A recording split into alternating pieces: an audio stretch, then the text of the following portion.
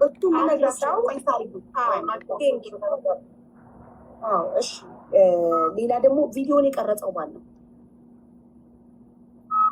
አብረክ ነበርክ ቪዲዮ ሲቀረጽ ተክሌ አብረክ ሄደካል። ማን ነው የቀረጸው ቪዲዮ? ዛች ቦታ አብረው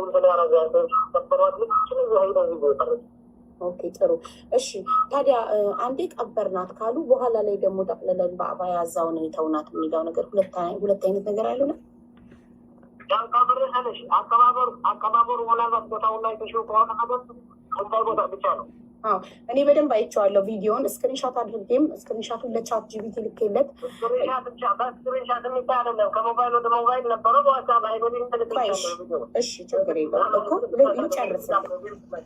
እሺ ልጨርስልህ እና እሱን አንዴ ከቪዲዮ ላይ ስክሪንሻት አድርጌ እሺ እየሰማሁ ድንጋያማ ቦታ ነው።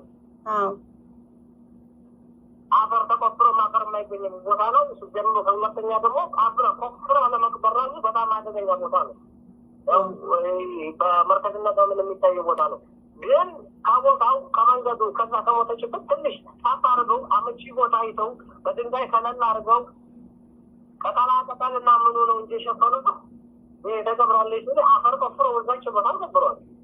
ኦኬ እሺ የአባያውን አንዴ የገጠር ልጅ እንጠይቀዋለን እና እኔ ስክሪንሾት አድርጌ ከቪዲዮ ላይ ቻት ጂቢቲ ላይ ልኬ ስጠይቀው የአንድ ሰው አስክሬን እንደዚህ ሊሆን በስንት ጊዜ ይችላል ብዬ ስጠይቀው አንድ ሰው ሞቃታማ ቦታ ላይ ራሱ እንደዚህ በረሃ ላይ አስክሬኑ ቢጣል በባዶ በምንም ሳይሸፈን ቢጣል ራሱ የራስ ቅሉ እንደዚህ ለመሆን ከ5 እስከ 10 ዓመት ይፈጃል ይላል።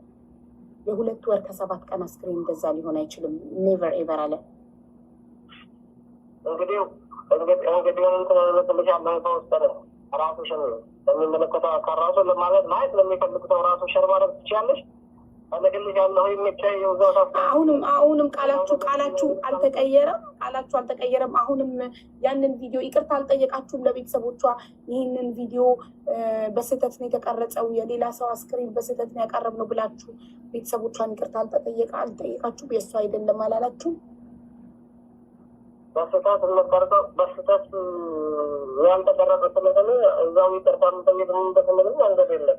ምናልባት እዛም ተራራማ ቦታ ነው፣ ተራራማ ድንጋያማ ቦታ ነው። ያንን በዛው ምክንያት ምናልባት ለእናንተም በሩቅ ስታዩ እንደዛ ታይታችሁ ሊሆን ይችላል። ግን ከዛች ቦታ በቪዲዮ ካያችሁት ቦታ ተቋረቡና የአንድ ነገር ልንገራችሁ ከዛች